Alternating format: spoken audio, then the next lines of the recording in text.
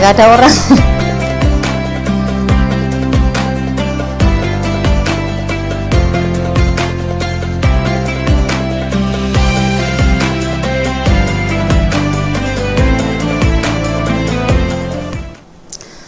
Assalamualaikum warahmatullahi wabarakatuh.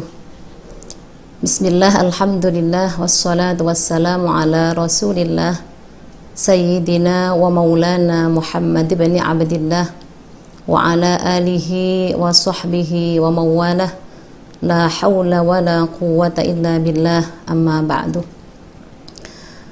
Para pemirsa Nahnu TV dimanapun Anda berada, alhamdulillah, senang sekali pada akhirnya Lembaga Dakwah PWNU Daerah Istimewa Yogyakarta menghadirkan satu kajian yang menarik, ya, yaitu tentang fikih perempuan.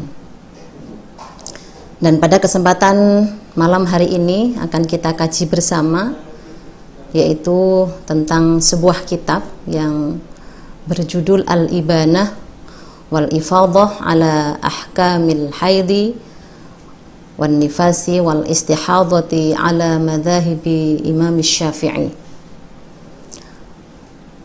Kajian tentang fikih perempuan ini menjadi sangat penting sebab perempuan memang memiliki pengalaman-pengalaman khas, ya, yang bisa tahu, yang mengalami sendiri adalah perempuan itu sendiri. Jadi yang tahu bagaimana rasanya melahirkan, bagaimana rasanya hamil, bagaimana rasanya haid, itu adalah perempuan itu sendiri. Sehingga yang tahu tentang kebutuhannya ya justru perempuan itu sendiri. Nah, sayangnya rujukan-rujukan yang sering dipakai, ya, dalam hal ini itu adalah rujukan yang semua hampir dikarang oleh ulama laki-laki, tentunya dengan perspektif laki-laki. Nah, oleh sebab itu maka perlu ada penjelasan-penjelasan, ada pemahaman-pemahaman yang berperspektif perempuan. Di dalam masyarakat sering kita temui, bahkan ada beberapa yang langsung bertanya kepada saya. Kemarin beberapa hari yang lalu ada seorang ibu yang kebetulan memiliki 4 orang anak perempuan atau anak masih kecil-kecil. Pada waktu itu beliau bertanya, "Bu, saya sebenarnya juga ingin sekali bisa menghatamkan Al-Quran di bulan Ramadan ini. Tetapi ketika saya baru membuka satu lembar Al-Quran atau membaca satu surat Al-Quran, tiba-tiba anak saya menangis. Hati kecil saya rasanya ingin tetap meneruskan bacaan Quran saya. Tetapi karena panggilan tangisan anak saya tidak punya pilihan, akhirnya saya harus menghampiri anak saya dan menggendong anak saya." Pada kesempatan yang lain juga kita temukan ada banyak perempuan-perempuan yang ingin sekali sebenarnya bisa melakukan ibadah-ibadah sunnah yang lainnya, seperti misalnya mungkin sholat malam, ya, sholat tahajud, dan lain sebagainya. Tetapi pada saat bersamaan baru takbir misalnya, kemudian anaknya memanggil. Dalam kondisi-kondisi semacam ini tentu seorang ibu ini mengalami dilema, ya. Di satu sisi ingin sekali mendapatkan tambahan pahala dari ibadah-ibadah yang dilakukannya, tetapi di sisi yang lain, ya, dia punya kewajiban yang juga sangat penting di situ, yaitu bagaimana mengasuh anaknya, bagaimana mengasihi anaknya, dan memenuhi semua kebutuhan-kebutuhan untuk anak-anaknya. Ini tidak jarang terjadi. Bahkan tadi malam, baru tadi malam saya menemukan ada seorang perempuan, ya, pada saat saya tarawih itu kemudian ada ibu-ibu di hadapan saya itu membawa 2 orang anak, ya, sekira umuran 2 tahun, ya. Sebenarnya anaknya anteng, ya. Anaknya duduk, ya. Dia diem aja di samping ibunya, gitu. Tetapi sebelum tarawih itu selesai, gitu, si anak ini merengek untuk kemudian minta pulang, gitu.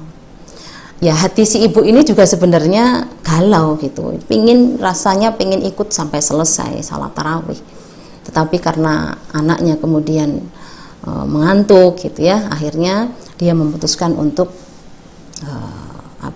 pulang dan tidak melanjutkan kembali sholat tarawihnya. Nah, hal semacam ini sering dipertanyakan gitu. Apakah ketika saya lebih mementingkan untuk pulang misalnya untuk ngurusin anak saya yang sedang mengantuk ya, ini kemudian berbeda pahalanya dengan ketika saya harus melanjutkan mengikuti tarawih sampai selesai. Dan masih banyak hal-hal yang lain yang sebenarnya ini sangat dilema gitu. Kalau kemudian persoalan-persoalan perempuan yang memiliki pengalaman-pengalaman khas semacam ini, kalau kemudian tidak disikapi dengan bijaksana, maka justru akan mengakibatkan produk fikih ini menjadi sangat sangat timpang gitu ya, sangat gap gitu. Padahal kedua-duanya ini kan sama-sama sebagai mukallaf yang memiliki tugas dan tanggung jawab yang sama di hadapan Allah gitu. Cuman dalam ranah yang mungkin berbeda begitu. Nah, diantaranya lagi kenapa kajian fikih perempuan itu juga penting gitu, karena masih banyak di luar sana perempuan-perempuan yang bahkan belum bisa membedakan antara darah haid, darah nifas, dan juga darah istihadhah. Ini sering kita temukan. Persoalan darah haid ini memang sangat membingungkan gitu, sehingga ada seorang ulama mengatakan ya, la syakka fi, tidak diragukan bahwa di dalam haid ini atau dalam darah perempuan ini termasuk as'abul masail, termasuk persoalan-persoalan yang rumit ya, persoalan-persoalan yang sulit dipecahkan. Wa adaqquha, dan detail gitu, membutuhkan satu kecermatan, membutuhkan satu ketelitian gitu. Wa ashkalaha, dan memang rumit gitu, tidak mudah kita kemudian memberikan kesimpulan gitu tentang ini darah apa, darah haid, darah nifas, atau darah istihadhah. Makanya kajian semacam ini menjadi penting. Bahkan Ahmad bin Hanbal radhiyallahu an juga pernah mengatakan bahwa aku mendalami untuk memahami kajian tentang fikih perempuan ini, terutama pada bab haid, itu membutuhkan waktu tis'asinina, membutuhkan waktu sampai 7 tahun. Ini menggambarkan betapa memang fikih perempuan, terutama pada persoalan darah perempuan ini, menjadi sangat penting untuk kemudian kita kaji gitu. Di antara alasan-alasan mengapa kajian fikih perempuan ini patut kita hadirkan di tengah masyarakat sebagai sebuah edukasi. Kenapa? Karena kaitannya dengan implikasi hukum ya. Jadi kesucian perempuan ini ya, ini kan berkaitan dengan keabsahan ibadahnya, baik itu ibadah puasa, ibadah sholat, dan juga seterusnya gitu.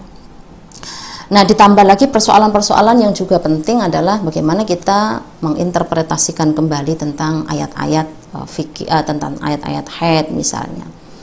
Kemudian juga ketentuan hukum lain, misalnya bagaimana ketentuan seorang perempuan yang tidak berpuasa di bulan Ramadan karena alasan menyusui, kemudian alasan hamil, melahirkan, dan seterusnya. Ini tentu membutuhkan satu pemahaman ya, supaya perempuan-perempuan yang memang dia punya alasan khusus untuk tidak berpuasa, dan ini merupakan rukhsah dari Allah, ini leluasa untuk kemudian menjalaninya itu. Dan perlu kita sampaikan tentang bagaimana tata cara untuk mengqadhanya itu. Ini diantara beberapa alasan kenapa kajian fikih perempuan menjadi sangat penting. Nah, di dalam kitab ini ya, kita disampaikan oleh pengarangnya bahwa waqad qasamtu hadhihi durusa ila thamaniyati durusin. Sungguh aku telah membagi ya, pembahasan tentang darah haid ini atau tentang darah perempuan ini ila thamaniyati durusin, kepada 8 bab ya, 8 dirasah itu. Ad-darsul awal, yang pertama adalah muqaddimatun ammatun haulad dima'il kharijati minal farji. yaitu tentang bagaimana pendahuluan ya, atau muqaddimah yang umum ya, pengantar umum itu haulad dimai, seputar darah ya, seputar darah al-kharijati, yang keluar minal farji, dari farjinya perempuan. Jadi yang pertama kita akan nanti membahas tentang bagaimana sih ketentuan-ketentuan umum, konsep-konsep yang awam, yang dasar itu tentang seputar darah perempuan ya, atau darah yang keluar dari farji seorang perempuan. Kemudian nanti yang kedua juga kita akan mengkaji tentang darsus tsani ya, sinnul haidhi wa sifatihi wa alwanihi wa muddatihi. Jadi pembahasan yang kedua nanti terkait dengan berapa sih umur seorang anak perempuan yang kemudian bisa dikategorikan sebagai haid gitu ya. Ada ketentuan umurnya, apakah kemudian ketika sebelum mencapai batas usia itu disebut darah apa darah haid atau darah fasad atau darah yang lainnya. Wasifati, dan juga sifat-sifat darahnya ini penting gitu untuk kita mengenali. Wa alwanihi, dan juga warna darahnya, karena darah itu bisa bermacam-macam ya. Kalau warna darah aslinya itu ya aswad itu hitam kental gitu. Kemudian berbau itu warna dasar dari darah haid itu ya warnanya hitam kental gitu. Tapi ada warna-warna yang lain gitu ya. Kemudian wa muddatihi, dan masa atau lamanya perempuan haid itu berapa hari gitu. Wadarsu tsalis, kemudian pelajaran yang ketiga adalah at-tuhru minal haidhi wan nifasi. Ini terkait dengan sucinya seorang perempuan dari haid dan nifas itu. Berapa masa seorang perempuan itu dari satu haid ke haid yang lain, atau dari suci ke haid itu berapa lamanya itu, baik itu dari haid maupun dari nifas. Lalu yang keempat adalah ad-darsur rabi. Pelajaran yang keempat adalah fin nifasi wa muddatihi wa ma yata'allaqu bihi min ahkamin. Yaitu tentang nifas, kemudian masa berlangsungnya itu berapa lama ya. Wa ma yata'allaqu bihi, dan segala sesuatu yang berkaitan dari hukum-hukum tentang nifas tersebut gitu. Nanti akan dibahas secara tersendiri gitu. Dan yang kelima adalah fima yahrumu fil haidi wan nifasi, apa saja yang diharamkan bagi orang-orang yang sedang haid, yang sedang nifas. Ini ada ketentuannya nanti. Termasuk tidak boleh sholat, tidak boleh puasa. Nanti ada yang lain-lain yang sering kemudian menjadi perdebatan ya. Sering menjadi perbedaan pendapat, terutama misalnya tentang membaca Quran gitu. Apakah boleh seorang yang haid itu membaca Quran? Nah, ini kita temukan banyak perbedaan pendapat di sana gitu. Nanti juga akan kita bahas secara terperinci ya.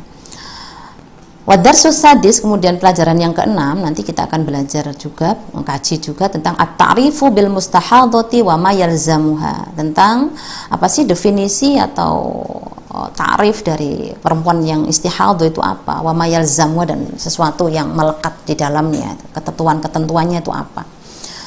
Kemudian yang ketujuh ada sursabi al-mustahadhatu fil haidi, yaitu seorang perempuan yang istihadhah dalam haid itu. Jadi ada dua nanti. Kemudian yang kedelapan adalah al-mustahadhatu fin nifas. Ada perempuan istihadhah dalam haid, ada perempuan istihadhah di dalam nifas. Nah, ini 8 bab yang akan kita kaji ya selama bulan Ramadan ini, dan insya Allah malam ini nanti kita akan mulai dari bagaimana konsep umum ya tentang darah haid ya, tentang darah haid. Kemudian yang berikutnya adalah soal ta'rif ya, ta'rif atau definisi dari darah haid ya. Apa sih sebenarnya definisi dari darah haid itu ya?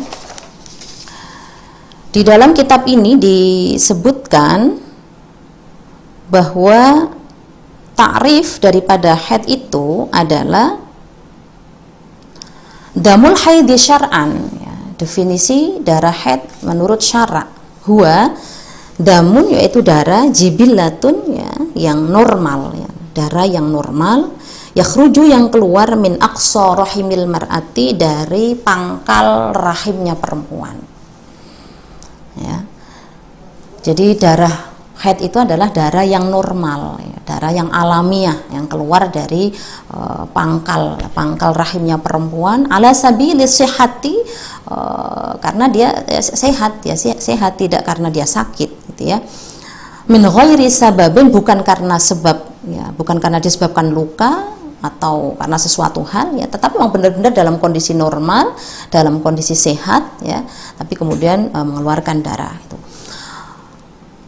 Fi awqatin ma'lumatin, di dalam waktu-waktu tertentu yang sudah diketahui. Jadi definisi haid ini kemudian mengandung satu atau mengandung 4 penjelasan gitu ya, dan saya menemukan perbedaan ya di dalam definisi haid yang dari para ulama-ulama yang lain gitu ya. Di sini pengarang lebih spesifik langsung kemudian menjelaskan bahwa haid di sini adalah darah yang keluar dalam kondisi yang sehat, dalam kondisi yang normal gitu ya, tidak diakibatkan oleh sebab-sebab tertentu misalnya sakit dan seterusnya, atau sebab melahirkan dan seterusnya, dan juga terjadi pada waktu-waktu yang sudah dimaklumi gitu. Nah, kemudian berikutnya adalah al-aslu fil haidhi. Ini juga penting tentang bagaimana landasan atau dalil tentang haid ini gitu.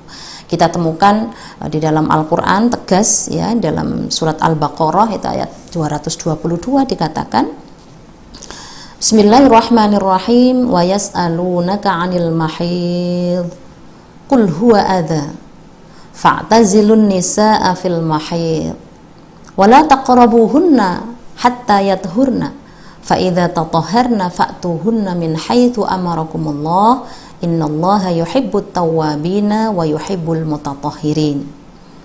Jadi dalam ayat ini dijelaskan di sana, yas'alunaka, para sahabat bertanya, anil mahid, tentang bagaimana memperlakukan seorang perempuan yang sedang haid itu. Karena pengalaman di tradisi jahiliyah itu, mereka memperlakukan perempuan yang sedang menstruasi itu ekstrim gitu ya, termasuk Yahudi, termasuk Nasrani, itu ekstrim sekali, sehingga ini membingungkan para sahabat. Lalu para sahabat bertanya kepada Rasulullah, lalu wayas alunaka, ini kan menjadi indikasi bahwa ayat ini ada asbabun nuzulnya, dan asbabun nuzulnya adalah pertanyaan dari para sahabat tadi yang bingung melihat bagaimana praktek yang dilakukan oleh orang-orang Yahudi dan juga orang-orang Nasrani terkait dengan istri-istri mereka yang sedang menstruasi. Nah, di sana dikatakan ya, yas'alunaka 'anil mahid, qul, katakan Muhammad, huwa ya, darah haid itu adza ya. Nah, adza, kalimat adza ini memang kemudian multi interpretasi gitu ya. Ada yang mengatakan bahwa adza ini adalah kotor, najis gitu ya. Kemudian ada juga yang mengatakan bahwa adza ini kan sesuatu yang sakit gitu. Meskipun itu bukan penyakit ya, bukan penyakit. Seperti kalau kita dicubit itu kan sakit. Ya, meskipun itu bukan penyakit itu. Nah, darah yang keluar dari farjinya perempuan itu kadang-kadang juga disertai oleh rasa sakit. Sakitnya bukan hanya pada saat kita sedang menstruasi, tetapi justru kadang-kadang ada PMS ya. Jadi sebelum kita haid itu biasanya sudah ada tanda-tanda, kemudian disertai rasa nyeri, kemudian ada gangguan-gangguan secara psikis gitu ya, mempengaruhi mood seorang perempuan dan seterusnya gitu. Jadi di sini dikatakan adza ya. Adza itu bisa juga berarti bahwa orang yang sedang haid itu dia sedang merasakan kondisi yang sedang tidak nyaman, bisa kita katakan begitu, tidak nyaman begitu. Fa'tazilun nisaa fil mahid. Nah, ini khitabnya penting. Ini khitabnya adalah suami-suami. Wahai para suami, fa'tazilu, maka kamu menghindarlah. Ya, menghindarlah kamu semua an-nisa, dari perempuan itu yang sedang haid, karena perempuan yang sedang menstruasi ini membutuhkan satu kenyamanan, membutuhkan satu situasi yang tenang gitu ya. Ini supaya laki-laki kemudian menghindarinya. Tetapi dalam konteks ini menghindarinya dalam arti kata supaya tidak berhubungan seksual gitu ya. Jadi fa'tazilun nisaa fil mahid wa la taqrabuhunna hatta yathurna, jangan kau dekati, artinya jangan kau jima, jangan kau karena kata kalimat di situ adalah ditafsirkan dengan an-nikah. An-nikah itu al-jima gitu ya. Jangan kau dekati mereka sampai kemudian mereka suci, hatta yathurna. Fa idza tatahharna, jika mereka telah bersuci, mereka bersih ya, fa'tuhunna min haitsu amarakumullah, maka datangilah itu ya, sesuai dengan apa yang diperintahkan oleh Allah. Innallaha yuhibbut tawwabina wa yuhibbul mutatahhirin. Sesungguhnya Allah mencintai orang-orang yang bertaubat dan orang-orang yang bersuci. Lalu dikatakan di sini fa fi hadil ayati, ya, di dalam ayat ini bayyanallahu, Allah menjelaskan, ya, bayyanallahu taala hukmal haidhi, Allah menjelaskan tentang hukum haid gitu. Wa akhbarna awalan, ya, dalam dihabarkan, ya, diceritakan awalan binajasati damil haidhi, ada indikasi bahwa darah itu adalah najis begitu. Kemudian summa amarul azwaja, kemudian Allah memerintahkan al-azwaj. Jadi sekali lagi khitabnya di sini adalah seorang laki-laki harus menghindari istrinya yang sedang haid, bukan berarti kemudian harus diusir, ya. Tapi tidak boleh kumpul, tidak boleh menjima istrinya. Ayya'tazilun nisa'a fil haidhi, artinya ya'tazilu mubasyaratan nisa'i, tidak berkumpul langsung. Fima baina surati warukbati, yaitu antara pusar dan lutut. Nah, jadi yang dimaksud adalah jima. Walaisal muradu bi'tizalin nisa'i, bukanlah yang dimaksudkan itu adalah mengusir perempuan. Bi'tizalin nisa' itu mengusir perempuan. An-nahjuroha gitu ya, atau untuk menyingkirkannya gitu ya. Fil mat'ami, di dalam makanan, wal masyrobi, dalam minum, wal maskani, dan tempat tinggal. Bukan berarti kemudian ayat ini memerintahkan supaya perempuan-perempuan haid ini dikucilkan gitu ya, tidak boleh makan bersama-sama, tidak boleh minum bersama-sama, tidak boleh tinggal bersama-sama, ya. Fa inna tilka adatul yahudi, karena sesungguhnya itu adalah tradisinya Yahudi, itu adatnya orang-orang Yahudi, kama warada fil hadis, sebagaimana dijelaskan di dalam hadis, ya. An Anas bin Malik radhiyallahu anhu, diriwayatkan dalam hadis Anas radhiyallahu anhu, annal yahuda, sesungguhnya orang-orang Yahudi, kanu, ya, mereka itu idza hadatil mar'atu, ketika istrinya atau seorang perempuan itu haid, ya, fihim lam yuakiluha wa lam yujami'uha fil buyuti, mereka tidak diberi makan, mereka tidak dikumpuli fil buyuti, tidak berkumpul di dalam rumah, dalam satu rumah.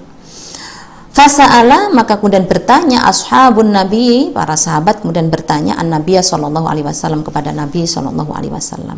Fa anzalallahu ta'ala, kemudian Allah menurunkan surat Al-Baqarah ayat 222 tadi, ya.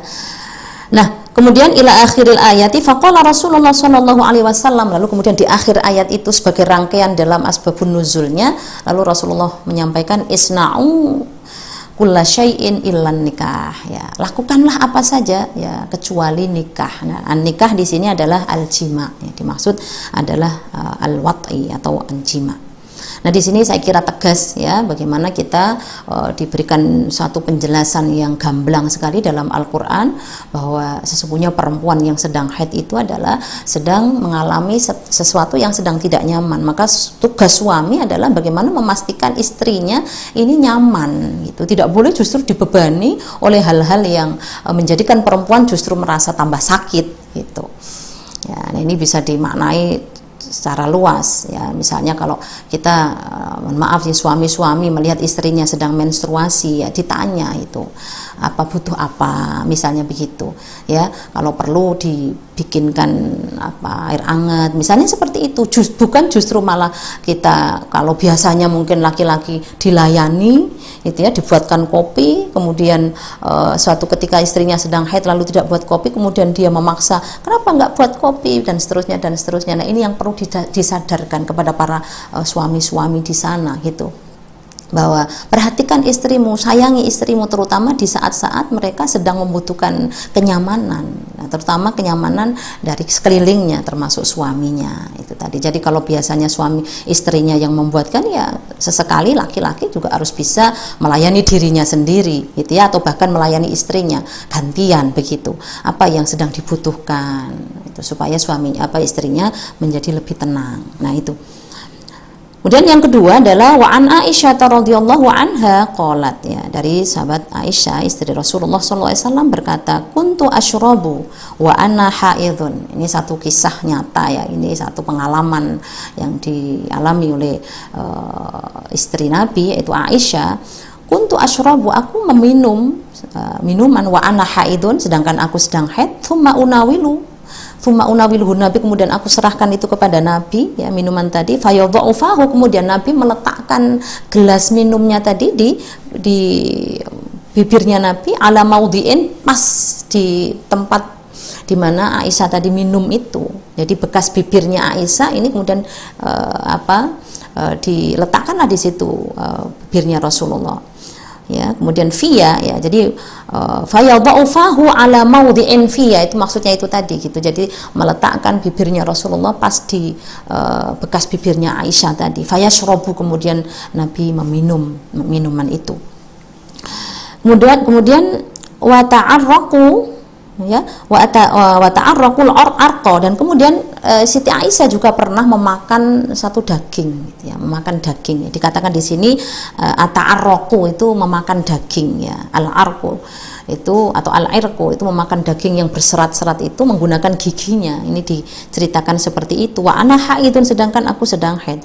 Tsumma unawiluhun nabiyya sallallahu alaihi wasallam, kemudian aku serahkan bekasnya tadi itu, sisa makan daging tadi, kepada Nabi Muhammad. Fayadha'u fahu ala maudhi'in fiyya, sama seperti tadi. Kemudian Nabi menggigit daging tadi itu seperti apa yang tadi disampaikan, ya, di bekas gigitannya Aisyah tadi. Wa qauluha wa ta'arraqu al-irqu, ay, yang dimaksud adalah tadi wa ta'alat 'azamatuhu ala banati Adam. Jadi kemudian Nabi Muhammad memakan daging yang dimakan atau digigit oleh Aisyah tadi, kemudian diberikan kepada Rasulullah dan Rasulullah memakannya. Jadi dua hadis ini saya kira sangat penting untuk kemudian menyadarkan kita semua bahwa sesungguhnya pada perempuan yang sedang haid ini tidak ada sesuatu yang berubah dalam perlakuan kita gitu. Tetapi justru Nabi Muhammad menunjukkan betapa kasih sayangnya Nabi kepada istrinya, kepada Siti Aisyah gitu, dengan kemudian membersamai gitu ya di dalam baik makan, ya, maupun minum begitu. Kemudian yang berikutnya adalah wa anha, dan dari sahabat Aisyah juga radhiyallahu anha, qalat kana Nabi sallallahu alaihi wasallam yattaqi'u fi hijri. Jadi pernah suatu ketika Rasulullah beristirahat, ya, yattaqi'u itu beristirahat, fi hijri di dalam tempat tidurnya Aisyah. Wa ana haidun, sedangkan aku sedang haid. Fayaqra'ul Qur'ana, kemudian Rasulullah membaca Quran gitu. Jadi di sisi Aisyah, ya, Rasulullah berbaring di situ dan kemudian Rasulullah membaca Quran gitu. Tsumma bayyana jalalu fil ayatil karimati annaha la yajuzu ayyatiya zawju zawjatahu wa huwa haidun. Nah, ini jelas sekali menunjukkan la yajuzu, tidak diperkenankan, ayyatiya zawju zawjatahu wa hiya haid. Fa idzan qata'a damul haidi wa ghtasalat jazalahu ayyaqrabaha minal makanil ladzi amarahu Allah taala ayyatiyaha minhu. Ini penjelasan dari ayat tadi begitu ya, bahwa perempuan yang sedang haid memang tidak ada yang berubah, hanya saja kemudian satu hal yang tidak boleh dilakukan adalah menjimaknya itu. Kalau sisanya boleh saja, makanya Nabi mengatakan isna'u, ya, kulla syai'in illa nikah itu. Nah, saya kira itu untuk dalil, ya, dalil-dalil daripada haid, ya. Wal aslu fil haidi minas sunnatin nabawiyah. Kalau tadi dari Al-Qur'an dan kemudian dari beberapa hadis, kemudian ada juga penjelasan di sini wal aslu fil haidi minas sunnatin nabawiyati iddatun hadits. Itu banyak sekali sebenarnya hadis-hadis yang menceritakan, mengkisahkan tentang pengalaman Siti Aisyah gitu ya, ketika sedang haid begitu ya. Fa idza aqbalatil haidatu fatrukis sholata fa idza dabat qadruha faghsili. Ini penjelasan tentang tentang istihadhah, ya. Jadi wa an Aisyah sudah kuntu asyrabu, kemudian sekarang adalah al-hikmatu fil haidi, yani hikmahnya haid itu apa gitu. Ini juga penting, ya. Di dalam salah satu hadisnya Nabi menyatakan bahwa innal haidha syai'un katabahul khaliq, ya. Jadi jalaluhu, ya, jalla jalaluhu wa ta'alat 'azamatuhu ala banati Adam gitu. Jadi darah haid itu adalah sesuatu yang memang sudah ditakdirkan oleh Allah, sudah ditetapkan oleh Allah ala banati Adam, terhadap anak-anak Adam, ikhtibaron wa betilaan wa imtihanan, untuk menguji, ya, sebagai ujian, sebagai cobaan gitu. Wa qad thabata fi shahihi an Aisyah radhiyallahu anha qalat, ya, dan sungguh telah ditetapkan dalam sahih, ya, Sahih Bukhari an Aisyah, diriwayatkan dari sahabat Aisyah, qalat qala Rasulullah sallallahu alaihi wasallam fil haidhi inna hadza amrun katabahu Allahu ala banati Adam. Jadi perempuan-perempuan yang mengalami haid ini memang sudah menjadi ketetapan Allah, sudah menjadi takdir Allah, ya. Makanya pengalaman kodrati seorang perempuan ini tidak bisa dilepaskan dari haid, hamil, kemudian menyusui, kemudian melahirkan, nifas dan lain sebagainya. Nah, itu yang pertama, ya, tentang haid. Kemudian yang kedua, wathanian an-nifas, ya, ini nifas. Apa definisi daripada nifas? An-nifasu ta'rifun nifas ay ad-damu, yaitu darah al-khariju yang keluar ba'da faraghir rahim, setelah kosongnya rahim, minal hamli, dari kehamilannya. Jadi ketika kosong perut seorang perempuan yang sedang tadi hamil, kemudian sudah kosong, maka keluar darah. Nah, itulah disebut dengan darah nifas itu. Jadi ay ad-damu al-khariju ba'da faraghir rahim minal hamli. Wadzalika, ya, di sana wa in kanal mauludu alaqatan aw mudghatan, ini ada keterangannya, ya, ada tambahannya di sini, meskipun yang dilahirkan itu alaqatan, itu, ya, baru berupa darah, ya, aw mudghatan, atau segumpal daging, qalat qabilatun annaha mabda'ul khalqi adami, yang kemudian dikuatkan oleh mungkin seorang dokter, gitu, ya, atau seorang bidan yang terpercaya, gitu, yang mengatakan bahwa itu adalah memang janin, gitu. Jadi sekalipun yang keluar itu belum menjadi janin yang utuh, gitu, ya, baru berupa segumpal daging, begitu, maka perempuan yang kemudian setelah itu harus tetap menjalani bagaimana ketentuan-ketentuan di dalam nifas, begitu.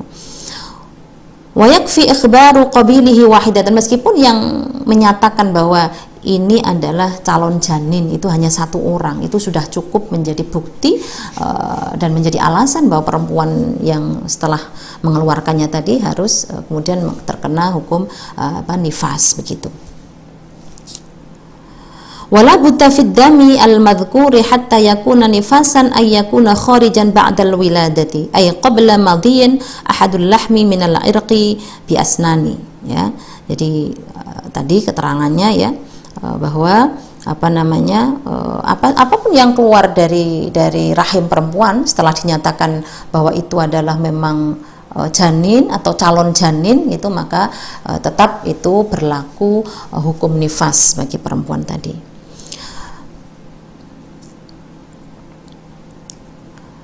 Kemudian wa aslun nifas, ya, sekarang aslun nifas, bagaimana dalil daripada nifas itu? Al aslu fin nifasi hadithu Ummu Salamah radhiyallahu anha qalat kanatin nufasa'u fi ahdi Rasulillah sallallahu alaihi wasallam taq'udu 40 yauman wa 40 lailatan. Jadi pada waktu di zaman Rasulullah itu, ya, diceritakan oleh Ummu Salamah bahwa perempuan-perempuan yang sedang nifas, ya, di masa Rasulullah itu mereka duduk-duduk, artinya sedang sedang menghadapi nifasnya itu atau mengalami nifasnya itu, dia duduk-duduk, ya, arba'ina yauman, selama 40 hari, au arba'ina lailatan, atau 40 malam itu.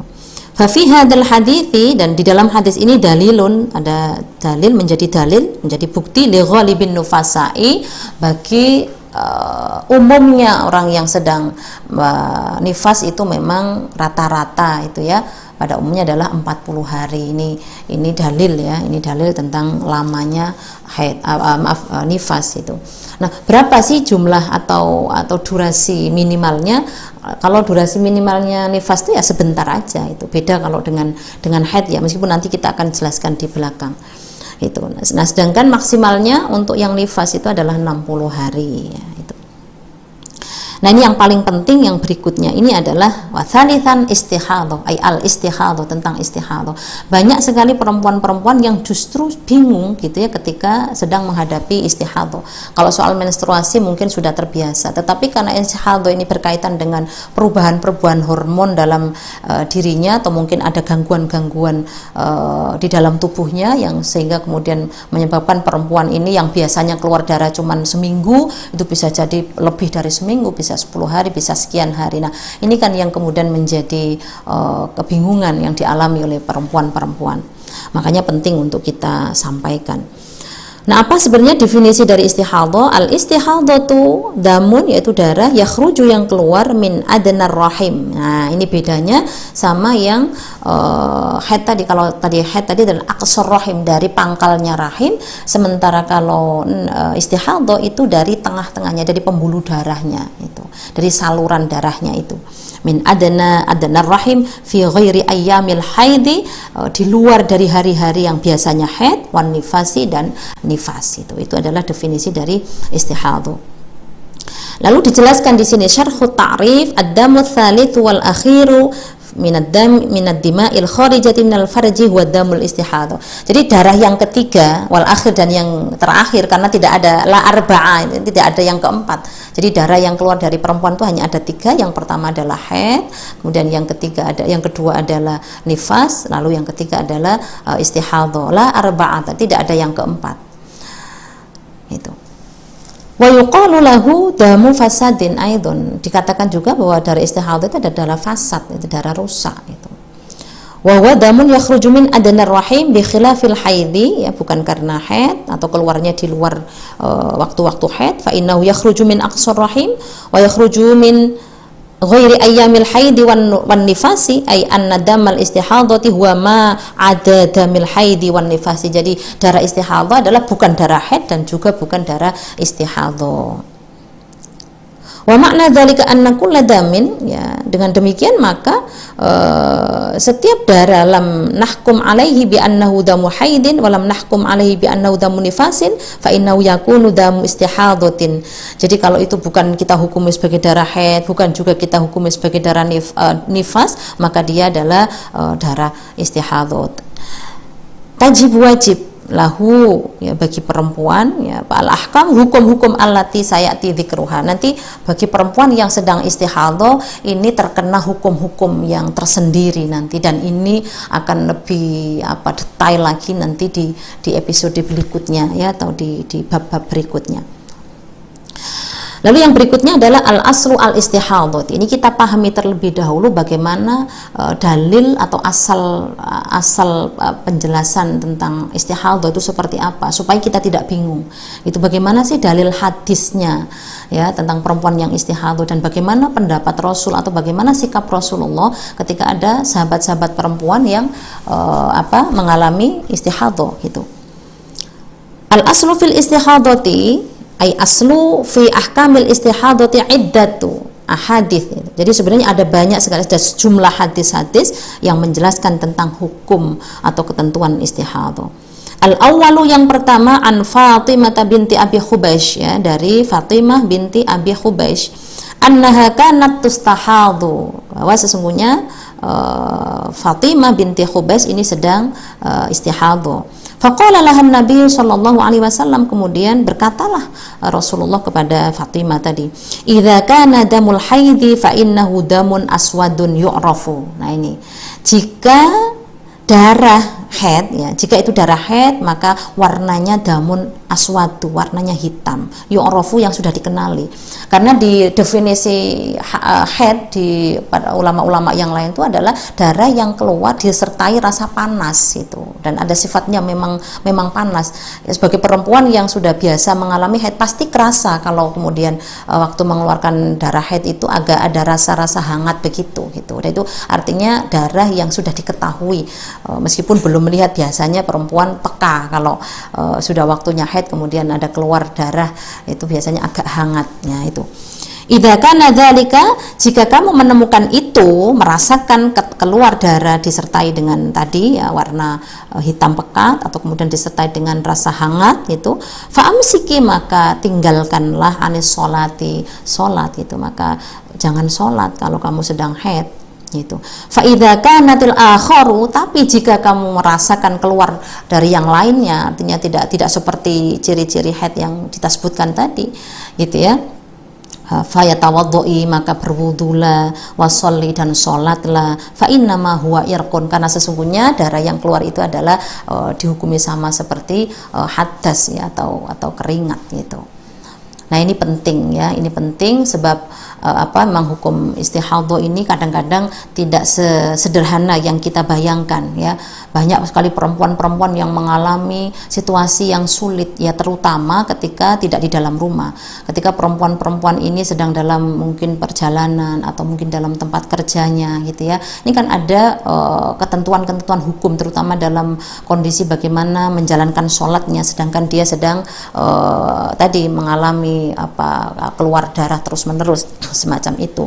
Tentu membutuhkan satu kehati-hatian gitu ya, kehati-hatian yang luar biasa begitu. Kemudian fabayyana Rasulullah SAW, kemudian Rasulullah menjelaskan al-farqa, perbedaan baina damil haidi, antara ya, di sini rawahu an-Nasa'i kitab Thahar babul farqi baina damil haid wal istihadhah. Di sini di kitabnya an-Nasa'i ya, tentang bab Thahara itu ada hadis yang tegas menjelaskan tentang perbedaan antara warna darah haid dan darah istihadhah. Fa bayyana al-farqu baina damal haid wal istihadhah min hilal at-tamyizi baina ad-dima'i. Ada bisa dibedakan antara warna-warna darahnya. Jadi nanti kita akan pelajari tentang apa saja sih warna-warna darah dan kemudian bagaimana perempuan-perempuan itu membedakannya begitu. Makanya nanti ada agak rumit gitu ya pembagian, ada mutamayyiza gitu ya, ada mu'tada gitu ya, ada mubtadi'ah gitu. Mubtadi'ah itu ada perempuan yang pertama kali baru haid.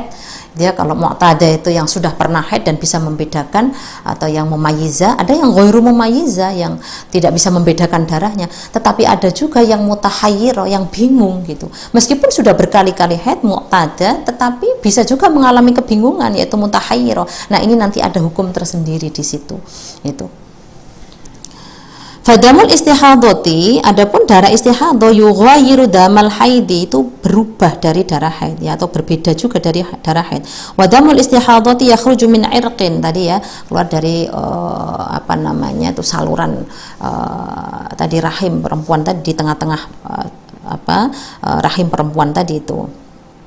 Ya, itu disebut dengan al-adil ya. Al-adil bil aini al-muhmalati wa kasrid dali al-mu'jamati bi khilafi damil haidi fa innahu yakhruju min qa'rir rahim, itu dari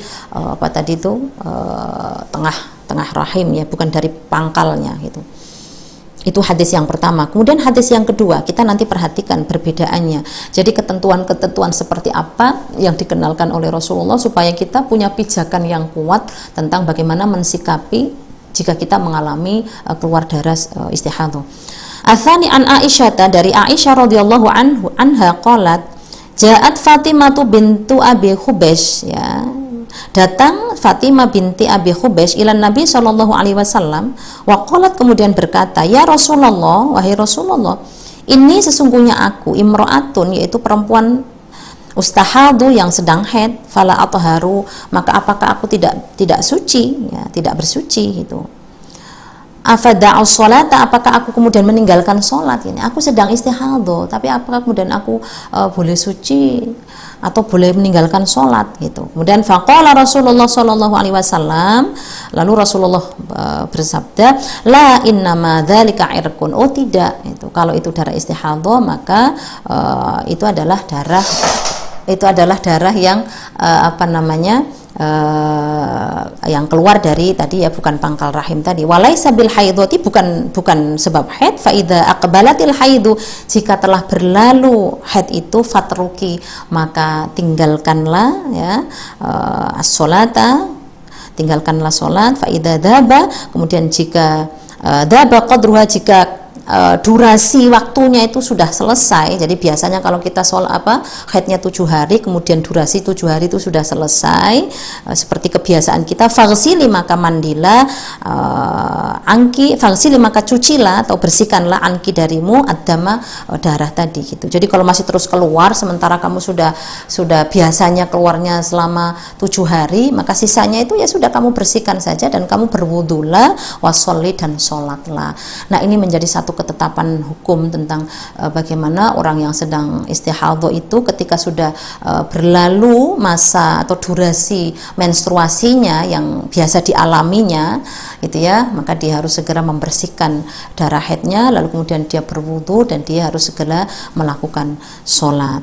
Ya, tetapi sekali lagi bahwa perempuan istihadhah tidak sesederhana yang kita sampaikan, yang kita bayangkan, tapi nanti akan ada penjelasan-penjelasan yang lebih mendetail supaya nanti kita semua tahu harus bagaimana mensikapinya.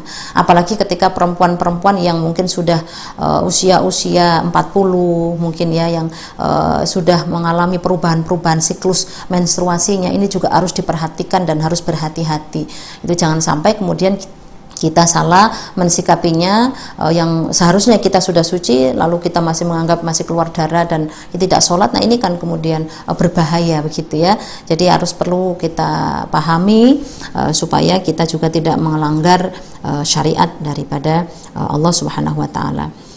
Fal hadithu, maka kemudian hadis tadi dalil menjadi dalil ala annal mar'ata, bahwa sesungguhnya perempuan itu idza mayyazatnya, ketika perempuan tadi bisa membedakan damal haidi, yaitu darah haid, min damil istihadhati, bisa membedakan antara darah haid dan darah istihadhah yang kita sebut dengan mumayyizah tadi itu ya, mumayyizah yang bisa membedakan.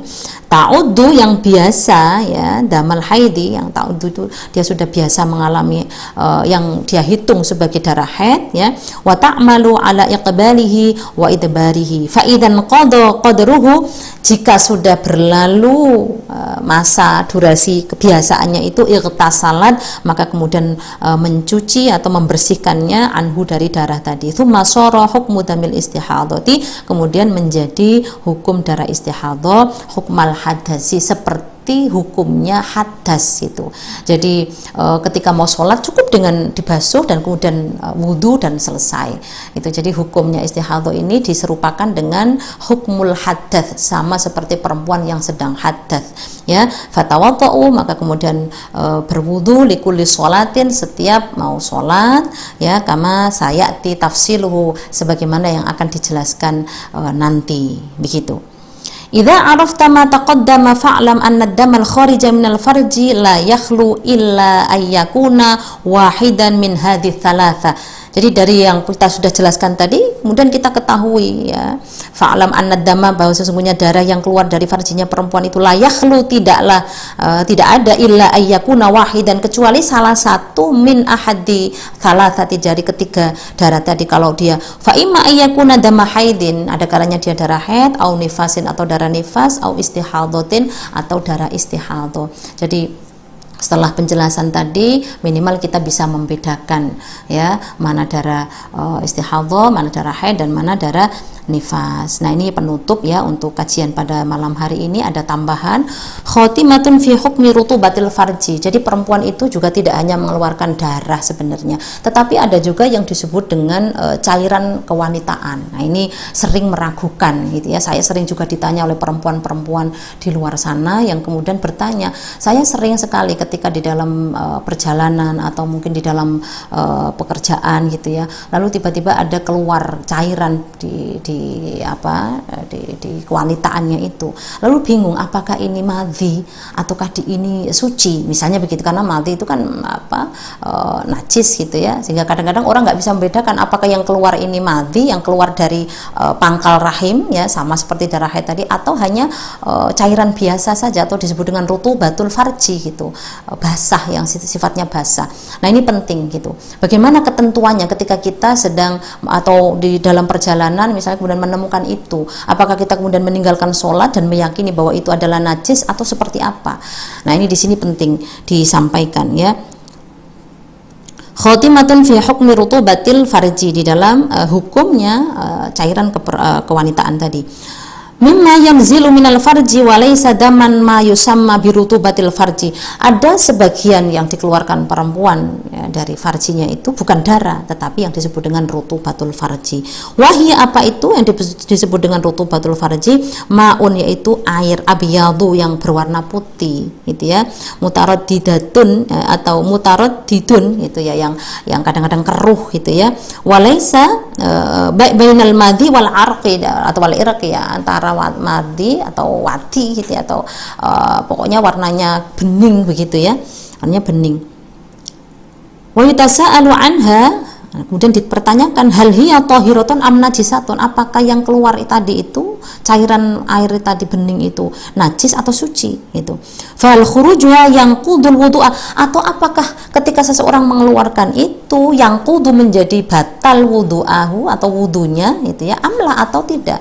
Ketika seorang sedang punya wudhu lalu kemudian keluar itu, apakah kemudian batal wudhunya atau tidak. Nah ini kan sering menjadi kebingungan banyak perempuan-perempuan ya.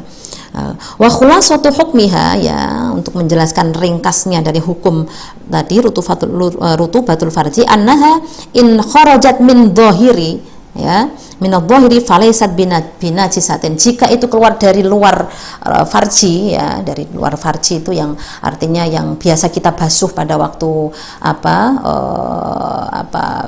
istilahnya itu kecebok gitu ya, kita basuh itu ketika kita sering membersihkannya itu, maka itu tidak najis gitu. Kalau keluar dari situ, dari luar, fala tanqudul wudu'a, maka tidak membatalkan wudu. Fa in kharajat wa in kharajatan, tapi jika keluar min batini, dari dalam gitu ya, dari pangkal rahim gitu ya, atau dari dalam, kita kerasanya keluarnya dari dalam gitu, naqadat mongko atau maka menjadi batal al wudu'a, wudunya menjadi batal. Jadi ciri-cirinya di situ. Kalau kita mengalami keluar cairan ya, baik itu yang keruh atau yang bening gitu ya, ini kita rasakan apakah keluar dari dalam atau dari luar. Kalau dari dalam berarti kita wajib membersihkannya karena itu najis sifatnya. Tapi kalau di bagian luar gitu ya, itu tidak najis dan tidak membatalkan wudu. Fa in syakka, tetapi jika ragu-ragu, ai fa in syukka, jika kamu atau diragukan fiha, di dalamnya, hal hiya minadh-dhahiri au minal batin. Kebanyakan orang menjadi bingung, ini apakah dari dalam atau dari luar, ini nggak tahu, ini ragu-ragu. Fala naqdhu wala najasata, maka kalau kita ragu-ragu maka diyakini itu tidak bisa membatalkan wudu dan tidak najis karena kita tidak tahu gitu. Fadh-dhahiru huwa alladhi yajibu ghusluhu fil ghusli, ya. Jadi yang zahir yang dimaksud dengan keluar dari luar tadi adalah yang biasanya kita basuh pada saat kita mandi itu, wal istinja dan istinja. Sedangkan wal batinu itu khilafihi, kalau yang batin itu yang keluarnya dari dalam gitu. Wa dalilu ala ma taqaddama, ya, dalil dari apa yang tadi dijelaskan di muka, annal madhi najis, bahwa sungguh madhi itu najis, wa yang qudul wudu'a, dan bisa membatalkan wudu bil ittifaqi, dengan kesepakatan para ulama. Wa wasfuhu, dan sifatnya annahu minal batin, karena sifatnya dia keluar dari dalam gitu.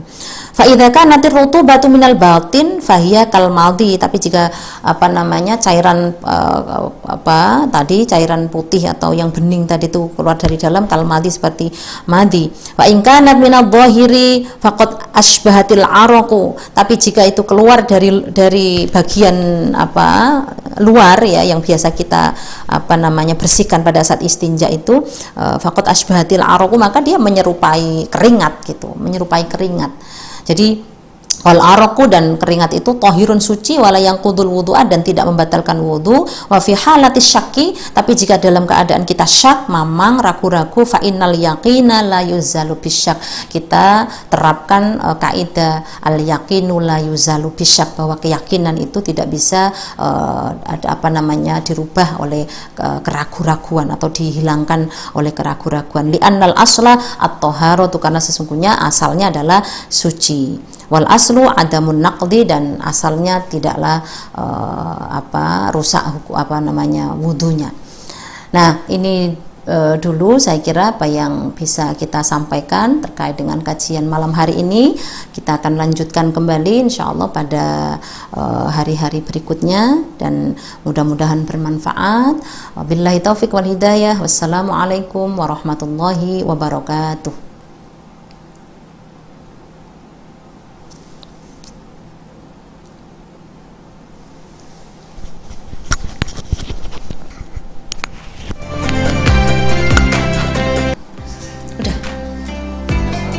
Udah.